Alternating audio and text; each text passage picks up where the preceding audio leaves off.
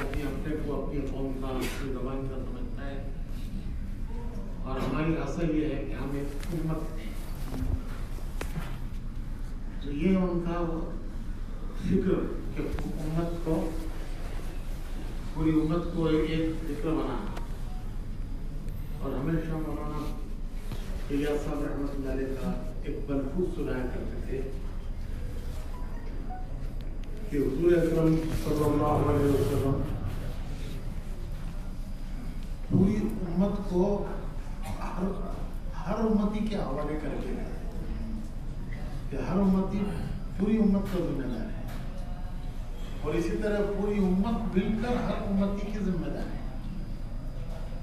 पूरी उम्मत मिलकर हर उम्मती के जिम्मेदार है, और हर उम्मती पूरी उम्मत का जिम्मेदार है।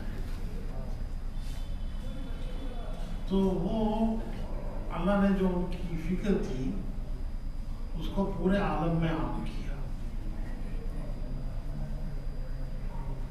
एक बड़े ऑफिसर इज्तिमा में थे, जब वो जाने लगे तो हम लोगों से भी मुलाकात के लिए आए। हम जो निजामुद्दीन से गए हुए लोग थे, हमारे हजरात, उनसे मुलाकात के लिए आए। मेरी भी मुलाकात हुई तो मैंने उनसे पूछा कि 3 दिन तो आप हमारी सुनते रहे, ये पिछले इज्तिमा के 3 दिन आपने हमारी सुनी है। अब आप हमें बताइए कि आप यहाँ से क्या ले जा रहे हैं। ये जो 3 दिन आपने यहाँ गुजारे हैं, इन 3 दिनों में आप यहाँ से क्या ले जा रहे हैं। तो वो कहने लगे कि अगर आप मुझसे ये पूछते हैं कि मैं क्या पैगाम लेकर जा रहा हूँ, तो मैं ये पैगाम लेकर जा रहा हूँ कि किसी से कुछ नहीं होता, सब कुछ अल्लाह से होता है। किसी के हाथ में कुछ नहीं है और किसी से कुछ नहीं होता। जो कुछ होता है वो अल्लाह करते हैं, अल्लाह से होता है। और हम पूरी उम्मत के जिम्मेदार हैं। तो मैं सोचने लगा कि 3 दिन पे कितना आदमी का जहन बदलता है, सोच बदलती है, फिक्र बदलता है। ये कुर्बानियों की तासीर है। एक मजमा जब कुर्बानियों पर उठता है और कुर्बानियां देता है, तो उस मजमे की एक तासीर उसके अंदर बनती है।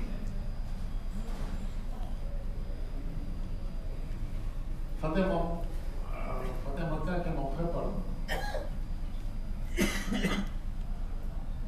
जब साहबा मक्के में दाखिल हुए, तो जिसकी नजर उन पर पड़ी उसे ईमान मिल गया। जिन्होंने कष्टें खाई थी कि हम सब कुछ करेंगे लेकिन हम मोहम्मद सल्लल्लाहु अलैहि वसल्लम का कलमा नहीं पढ़ेंगे, जिन्होंने कष्टें खाई थी लेकिन उनके भी दिल बदल गए। रात को हिंदा निकली देखने के लिए कि देखो आज मुसलमान फतह करके आए हैं, मक्का फतह हुआ है। इनको हमने मजबूर करके यहाँ से निकाला था, उनको इतना तंग किया था कि वो अपना वतन छोड़ने पर मजबूर हो गए थे, अपने घर छोड़ने पर मजबूर हो गए थे, और मजबूर होकर वो मक्का छोड़ के गए। खुद हुजूर अकरम सल्लल्लाहु अलैहि वसल्लम जब हिजरत फरमा रहे थे तो आपकी आंखों में आंसू थे, और आप फरमा रहे थे कि ऐ काबा, ऐ मक्का, मुझे तुझे छोड़ने को मेरा जी नहीं चाहता, लेकिन क्या करूं, मेरी कौम ने मुझे मजबूर कर दिया। तो हमने इनको मजबूर करके निकाला था। अब ये फतह करके आए हैं, मक्का इनके फतह हो गया। हर कौम अपनी फतह का जश्न मनाती है। देखो आज ये अपनी फतह का जश्न कैसे मना रहे हैं, इनकी रात कैसे गुजर रही है। तो हिंदा निकली तो कहीं उनको कोई मुसलमान नजर नहीं आया। मक्के की गलियां जैसे रातों को खाली होती थी वैसे खाली थी। जहां डेरे डालकर ठहरे थे साहबा, वहां नहीं, तो वहां भी कोई चहल पहल नहीं थी, किसी का आना जाना नहीं था। ہندا کو خیال آیا کہ ہو سکتا ہے حرم میں ہوں گے، اپنے قیام گاہ پر نہیں ہے، مکے کی گلیوں میں نہیں ہے، حرم میں ہوں گے۔ تو حرم شریف آئی تو کیا دیکھا کہ حرم بھرا ہوا ہے، صحابہ سے حرم بھرا ہوا ہے۔ واپس آ کر ابو سفیان سے کہنے لگی رضی اللہ تعالیٰ عنہ کہ مجھے بھی حضور کے پاس لے چلو۔ ابو سفیان کہنے لگے کہ ارے ہندا تو پتھر دل، تیرا دل کس نے بدل دیا؟ تیرا دل کیسے نرم پڑ گیا؟ تو ہندا کہنے لگی کہ آج کی رات جو مسلمانوں کو میں نے کعبے میں دیکھا ہے اس سے میرا دل بدل گیا، اور حضور کے پاس آئیں، ایمان قبول کیا اور کہنے لگی کہ اے اللہ کے رسول صلی اللہ علیہ وسلم، آج سے پہلے سب سے زیادہ میرے لیے مبغوض خیمہ یہ تھا، سب سے زیادہ جو بغض تھا وہ اس ڈیرے سے تھا جس میں آپ ہیں، اور آج کے بعد میرے لیے سب سے محبوب خیمہ یہ، آج تک سب سے مبغوض خیمہ، آج کے بعد یہ سب سے میرے لیے محبوب خیمہ۔ تو اجتماع تو ہوتے ہیں، کئی جگہ ہوتے ہیں، لیکن وہاں کے اجتماع کی ایک کیفیت یہ ہے کہ ایک مجمع قربانیاں دیتا ہوا آتا ہے، اور ایک مجمع قربانیاں دینے کے لیے تیار ہو کر آتا ہے۔ قربانیوں کی بنیاد پر ہونے والے اجتماع کہ ایک مجمع قربانیاں دے کر آیا ہے اور ایک مجمع قربانیاں دینے کے لیے تیار ہے، یہ دونوں مجمع جہاں جمع ہوتے ہیں وہ اجتماع۔ مولانا یوسف صاحب فرماتے تھے کہ لوگ سمجھتے ہیں کہ مجمع کے جمع ہونے کا نام اجتماع ہے، مجمع کے جمع ہونے کا نام اجتماع نہیں ہے۔ ہمارا اجتماع قربانیوں کا اجتماع ہے، ایک مجمع قربانیاں پہلے دے چکا، ایک مجمع یہاں سے دینے کے لیے جا رہا ہے، دو قربانیاں جہاں جمع ہوتی ہیں وہ ہمارا اجتماع ہے۔ تو وہاں کے ہمارے دوستوں نے بتایا کہ پہلے اجتماع مرکز کے اندر ہوتا تھا، اتنا بڑا تھا ہی نہیں، مجمع آتا ہی نہیں تھا، چھوٹا سا اجتماع ہوتا تھا اور وہ مرکز کے اندر ہوتا تھا۔ یہ میں کوئی 25-30 سال پہلے کی بات کہہ رہا ہوں۔ تو وہ صاحب کہنے لگے کہ حاجی صاحب نے ایک بات چلائی کہ پیدل جماعتیں چلاؤ اور دنیا کے کناروں سے وہ کام کرتی ہوئی اجتماع میں آئیں، دنیا کے کناروں سے چلیں اور وہاں سے وہ چلتی ہوئی ہمارے اجتماع میں۔ تو وہ جماعتیں بنی، انگلینڈ سے پیدل رائے ہوئے، انگلینڈ سے پیدل رائے، مراکش سے پیدل رائے ہوئے، اور افریقہ کئی اس طرح کی جماعتیں بنائی انہوں نے، اور وہ جو جماعتیں مختلف دنیا کے کناروں سے پیدل چلتی ہوئی پہنچی، ایک دم سے حالت بدل گئی، پھر وہ میدان میں آنا پڑا، اور اتنا بڑا میدان وہ کافی نہیں رہا۔ پھر مشورہ ہوا کہ آدھے ملک کو 1 سال بلاؤ، آدھے ملک کو 1 سال بلاؤ، کیونکہ اتنے بڑے مجمع کی گنجائش نہیں ہے کہ آدھا ملک 1 سال آئے، پھر آدھا ملک اگلے سال آئے، لیکن وہ بھی کافی نہیں رہا، وہ بھی جگہ نہ کافی رہی۔ تو پھر یہ مشورہ ہوا کہ 2 اجتماع کرو، 1 ہفتہ ایک ہفتہ ایک۔ تو پاؤ ملک کا اجتماع، 1/4 ایک اجتماع، 1/4 ایک اجتماع، اور اگلے سال پھر دوسرے آدھے کا اجتماع۔ تو الحمدللہ اب کی مرتبہ اس سے پہلے بھی اجتماع ہوا، الحمدللہ ان کا اجتماع کبھی بند نہیں ہوا، باوجود یہ کیا ہے، یہ کرونا اور لاک ڈاؤن اور کووڈ اس سب کے باوجود وہ ایک اجتماع ایسا ہے کہ وہ بند نہیں ہوا ہے. گزشتہ اجتماع عین لاک ڈاؤن، پوری دنیا میں لاک ڈاؤن چل رہا ہے اور ایسے وقت پر وہاں اجتماع ہو رہا ہے. پھر پرانوں کا جوڑ ہوا، وہ بھی عین لاک ڈاؤن کے قریب. پرانوں کے جوڑ سے ہم نکل کر انڈونیشیا گئے، وہاں پہنچے تو وہاں سے معلوم ہوا کہ یہاں کرونا آ گیا ہے، اجتماع نہیں کر سکتے. پھر ہم واپس آئے، تو ہم جب واپس آئے تو وہ بمبئی جب اترے تو وہاں ممبئی میں ایئرپورٹ پہ لوگوں نے بتایا کہ یہ بیرون سے آنے والا آخری جہاز ہے. کل سے لاک ڈاؤن ہے، سب انٹرنیشنل فلائٹس بند ہیں. ہماری فلائٹ آخری تھی جو ممبئی پہنچی باہر سے آنے. تو ان حالات میں اجتماع ہوا، مجمع آیا. لیکن اب کے جو اجتماع ہوا یہ بالکل ایسا ہوا جیسے کچھ دنیا میں ہو ہی نہیں رہا ہے. ایک نارمل فضا، ایک نارمل کیفیت.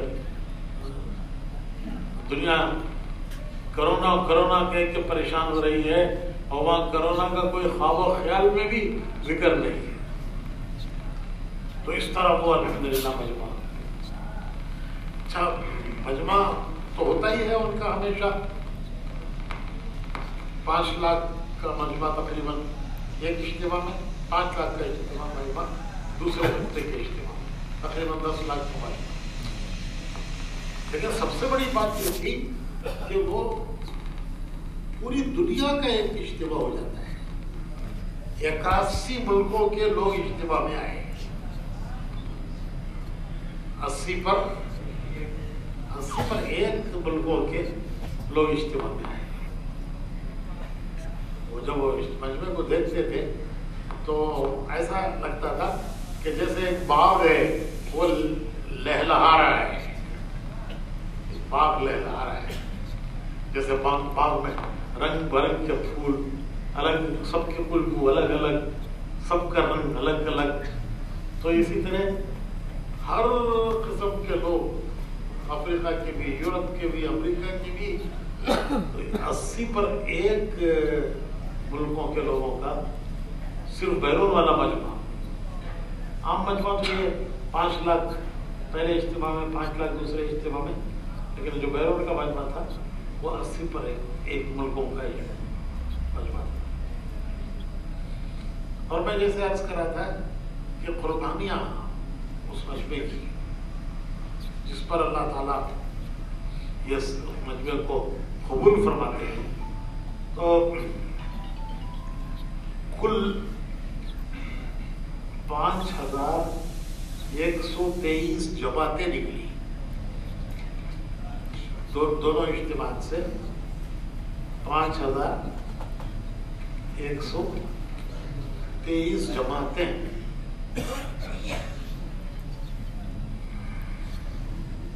جس میں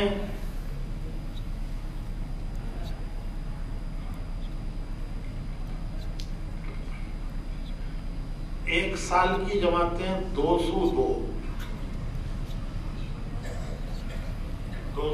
ایک سال کی جماعتیں. ہمارے یہاں بھی ایک سال کی جماعت نہیں چل پا رہی. یہ انہی کی حکمت ہے کہ وہ سال بھر کی جماعتیں نکالتے ہیں اور وہ برابر پورا سال وہ جماعت چلتی ہے، ایک اجتماع سے دوسرے اجتماع تک. ایسے ہی پرانوں کے جوڑ سے نکلتی ہے، ایک پرانوں کے جوڑ سے دوسرے پرانوں کے جوڑ تک.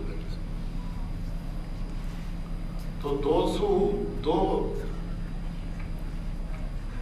سال کی پیدل جماعتیں اندرون ملک میں، اور 7 سال اور 7 مہینے کی جماعتیں بیرونی ملکوں کے لیے 80، اور 3 چلے کی جماعتیں 986، اور چلے کی 2538 جماعتیں. کل 5123 جماعتیں، کل جماعتیں. اچھا ابھی بھی بہت سے ملکوں سے جہاز نہیں ہے. یہ جو 80% ملکوں کے لوگوں کا آنا، جبکہ ابھی بھی کئی ملکوں سے جہاز نہیں. ہمارا پچھلے سال بھی ایسے ہی ہوا. پچھلے سال بھی ہم دبئی گئے، تو دبئی میں 17 گھنٹے رہے ایئرپورٹ پر، ٹرانزٹ میں ایئرپورٹ پہ 17 گھنٹے. ہمارے دوستوں نے وہاں بہت اصرار کیا کہ ابھی ہم ویزا نکلواتے ہیں، آپ کا ٹرانزٹ ویزا لے کر، ٹورسٹ ٹرانزٹ ویزا لے کر آ جائیے. لیکن یہ معلوم ہوا کہ دبئی میں ٹرانزٹ ویزا میں اندر جانے والوں کو وہ کرونا ٹیسٹ کرنا ہوگا، اور کرونا ٹیسٹ میں پازیٹیو نکل گیا تو 15 دن ہی رہیں گے. اجتماع تو سب ختم ہو جائے گا. ہم نے کہا کہ بھائی 17 گھنٹے ایئرپورٹ پر رہنا ہی ٹھیک ہے، یہ ٹیسٹ کے چکر میں نہیں پڑنا.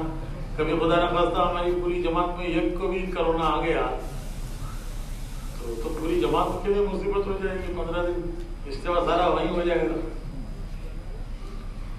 اچھا وہ کرونا کی وجہ سے ایئرپورٹ سارے اجاڑ پڑے تھے. دبئی کا ایئرپورٹ مشہور ہے، دنیا خریدنے کے لیے لوگ جاتے ہیں وہاں، لیکن ان دنوں میں وہ ایئرپورٹ اجاڑ پڑا ہوا تھا، کھانا نہیں مل رہا تھا، اور باہر والے بیچارے تڑپ رہے تھے کہ ہم کھانا پہنچائیں، لیکن وہ نہیں پہنچا سکتے. خیر اللہ کی نشان، ہم اپنے ساتھ جو کچھ لے کر گئے تھے اسی پر الحمدللہ. تو گزشتہ ایسا ہوا، اور اب کی مرتبہ دبئی کا جہاز بھی نہیں ملا، تو ہم پھر شارجہ گئے. مختلف جگہوں سے ایک جگہ سے سب کو جہاز بھی نہیں ملا. کوئی ممبئی سے، کوئی میں احمد آباد جا کر وہاں سے ہمارے ساتھیوں کے ساتھ ہم شارجہ گئے. پھر شارجہ میں ٹرانزٹ تھا، وہاں بھی کئی گھنٹے رہنا تھا. اب کے کھانا وانا سب ساتھ لے کے گئے تھے. پچھلا تجربہ تھا. پھر شارجہ سے کراچی گئے. رات کو 2 بجے کراچی پہنچے، اور اگلے دن صبح 8 بجے کراچی سے لاہور کا جہاز. ایک پورا طواف ہو گیا. میں نے وہاں جا کے ساتھیوں کو بتایا کہ 24 کلومیٹر کا سفر ہے بارڈر سے پرائیویٹ، 24 کلومیٹر ہے. تو میں نے ان کو بتایا کہ 24 کلومیٹر کا سفر کرنے کے لیے ہم 2500 کلومیٹر سفر کر کے آئے ہیں. 24 گھنٹے کا راستہ، ہم آئے ہیں 2500 کلومیٹر سفر کر کے. وہاں سے رات کو 2 بجے پہنچے وہاں. اب 2 بجے کہاں جائیں گے رات کو، وہیں ایئرپورٹ پر رہے. صبح 8 بجے پھر وہاں سے جہاز لے کے پھر ہم اجتماع پہنچے. ایسے ہی واپسی میں کوئی جہاز نہیں تھا، تو ہم لاہور سے سری لنکا گئے.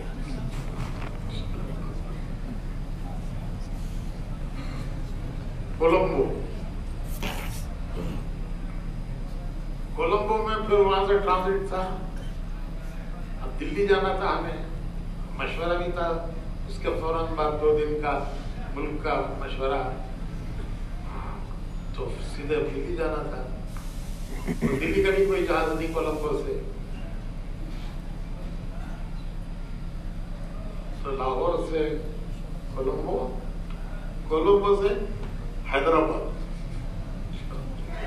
حیدرآباد میں 5-6 گھنٹے وہاں ٹرانزٹ تھا. پھر حیدرآباد سے تو جہاز بدلنا تھا. پھر حیدرآباد سے دلی، 24 کلومیٹر کا سفر 2500 کلومیٹر میں ہوا. ہمارے ساتھ یہ پیش آیا. ایسی دنیا بھر سے جو لوگ آئے، مختلف راستے لے کر، مختلف راستوں سے، جس کو جو راستہ ملا وہ تو یہ ساری دقتیں اٹھاتے ہوئے وہاں پہنچے.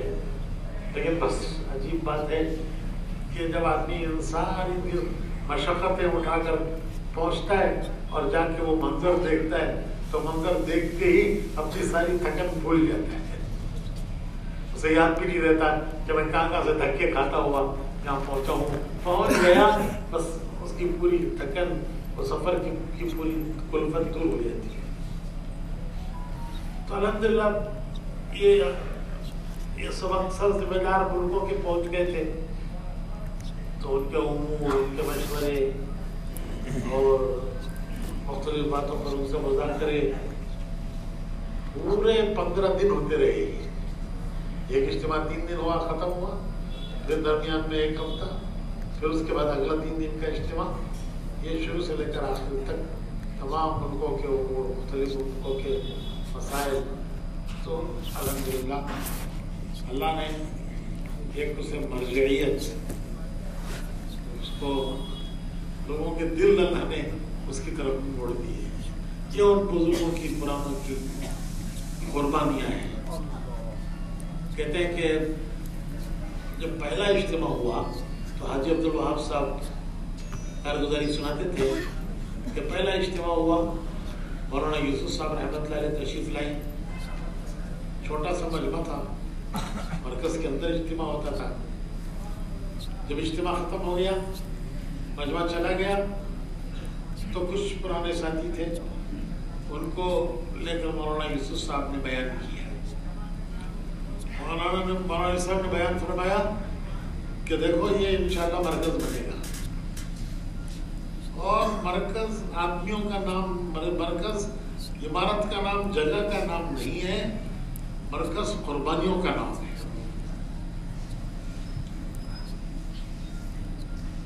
پھر مولانا صاحب نے تشکیل کی کہ کون یہاں مرنے کے لیے تیار ہوتا ہے، موت پر تشکیل کرو کہ یہیں پڑے رہیں گے، یہیں پڑے رہیں گے، یہیں مریں گے، اور جو بھی حال آئے گا یہاں سے نہیں جائیں گے.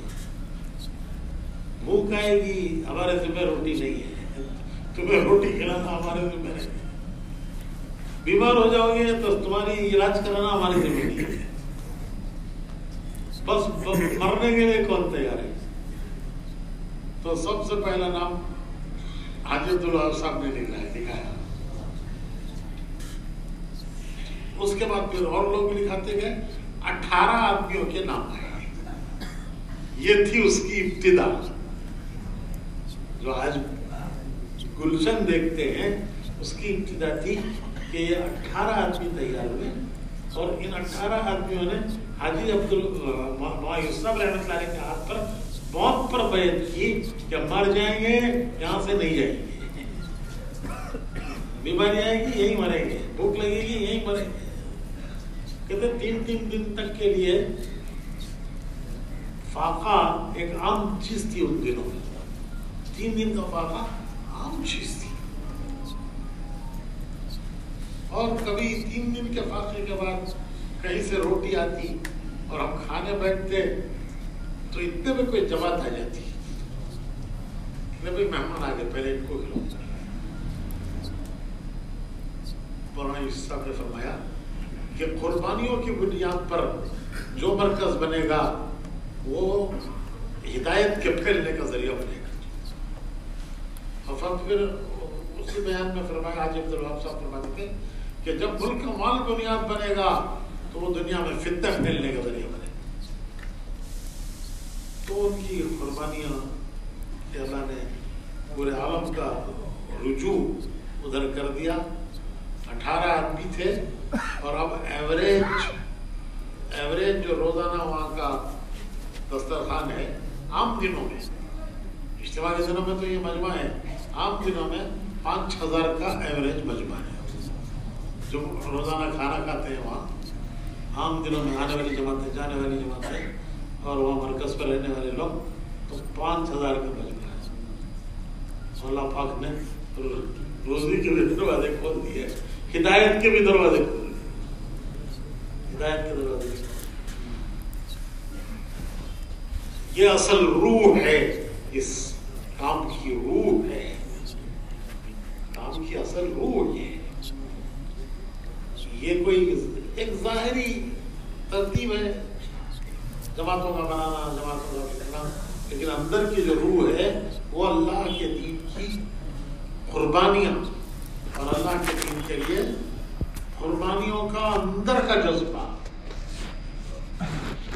کہ ہمارا سب کچھ اللہ کے دین کے لیے کام آ جائے۔ میرا گزشتہ پرانوں کے جوڑے میں بیان ہوا وہاں پرائیویٹ میں، یہ ابھی تو اجتماع تھا، اس سے پہلے پرانوں کا جوڑا، تو پرانوں کے جوڑے میں بہت ساری باتیں آئیں۔ میں نے ایک بات کہی کہ وہ ہمارے بزرگ فرمایا کرتے تھے کہ ایک آدمی یہ فرمایا کرتے تھے کہ دیکھو جو ہماری ابتدا دیکھے وہ کامیاب، اور جو ہماری انتہا دیکھے وہ ناکام۔ جو ہماری ابتدا دیکھے، جب وہ ابتدا میں لگے تو جو کچھ تھا وہ دیکھے تو وہ کامیاب، اور جو ہماری انتہا دیکھے وہ ناکام۔ یہ فرماتے تھے حضرت شاہ عبد القادر صاحب رائے پوری رحمۃ اللہ علیہ، حضرت شیخ الحدیث کے وہ شیخ تھے، شیخ الحدیث رحمۃ اللہ علیہ کے شیخ تھے حضرت شاہ عبد القادر صاحب رائے پوری رحمۃ اللہ علیہ، اور عالمیہ صاحب کے بھی وہی شیخ تھے۔ تو وہ فرماتے تھے کہ جو ہماری ابتدا دیکھے وہ کامیاب، اور جو ہماری انتہا دیکھے وہ ناکام۔ اور فرماتے تھے کہ ایک آدمی آیا، ایک بزرگ کے پاس گیا مرید ہونے کے لیے، مرید ہونے کے ارادے سے، تو خانقاہ میں پہنچا، دیکھا کہ حضرت ماشاءاللہ چارپائی پر لیٹے ہیں، کوئی ٹانگیں دبا رہا ہے، کوئی ہاتھ دبا رہا ہے، کوئی سر میں تیل لگا رہا ہے۔ وہ حضرت کو کھانا بھی نہیں کھانا پڑتا، لوگ لقمے بنا کے منہ میں کھلاتے ہیں۔ تو وہ بیٹھا دیکھتا رہا بہت دیر تک۔ حضرت کی نگاہ پڑی کہ بیچارہ کوئی آدمی آیا ہے، بہت دیر سے بیٹھا ہے۔ تو حضرت نے پوچھا کہ بھائی کیا کام ہے، کیسے آنا ہوا، کس لیے آئے ہو؟ تو وہ کہنے لگا کہ حضرت میں آیا تو تھا مرید بننے، لیکن اب تو آپ مجھے پیر ہی بنا دیجیے۔ تو مرید بننے میں کوئی مزہ نہیں ہے، مزہ پیر بننے میں۔ تو شاہ عبد القادر صاحب فرما دیتے کہ ہمارا ابتدا کا زمانہ کوئی دیکھے تو کھانے کو کھانا نہیں ملتا تھا، کئی دن واقع ہوتے تھے، اور وہ دیکھے تو کامیاب، اور انتہا دیکھے تو میں یہ عرض کر رہا تھا کہ ایک پرائیویٹ وہ تھا کہ 18 آدمیوں پر بنیاد کھائی گئی، کتنے، اور 5000 آدمی آج روزانہ کھانا کھاتے، اور ایک بات وہ تھا 3 دن تک کے فاقے ہوتے تھے، اور آج اللہ کا فضل ہے کہ وہاں یہ بیماری کے زمانے میں بھی لوگ وہاں آتے تھے۔ وہ سب کے لیے ان کا دل کھلا ہوا ہے، اللہ قبول فرمائے، اللہ ہمیں اپنے مزاج پر باقی رکھے۔ یہ دعوت کا مزاج ہے، اس کی بنیاد اللہ کے دین کے لیے اپنی جانوں کو، اپنے مالوں کو قربان کرنا، اور دنیا میں کچھ نہیں چاہنا، اس کا بدلہ آخرت میں چاہنا، اللہ سے چاہنا، بدلہ آخرت سے چاہنا۔ ہمارے اچھا ان کی یہ اعلیٰ ظرفی کی بات ہے کہ سارے بیانات ہمارے ہی لوگوں کے ہوئے، جو ہمارے حضرات گئے ہوئے تھے، مولانا ابراہیم صاحب، مولانا احمد لاٹ صاحب، مولی زہر صاحب، سارے اجتماعات، عمومی اجتماعات بھی، ایک صرف روانی کا بیان اور ایک ابتدا کا اثر کے بعد کا بیان، اور باقی سارے بیانات ہمارے بزرگوں سے۔ اور جو بڑے بڑے حلقے ملکوں کے لگتے تھے، عربوں کا حلقہ، انگریزی والوں کا حلقہ، ان سارے حلقوں میں ہمارے حضرات کے بیانات۔ ہم ان سے کہتے کہ بھئی آپ کے یہاں کے ماشاءاللہ پرانے لوگ ہیں، تو کہتے ہیں نہیں آپ حضرات آئے ہیں، ہمیں ہمارے مجمع کو آپ سے فائدہ اٹھانا ہے، تو اکثر بیانات ہمارے بزرگوں کے، تو میں سوچتا رہا اللہ ہمیں بھی قدردانی کی توفیق عطا فرمائے. سبحان اللہ. آگے کیا ہے؟ اتوار کا نظام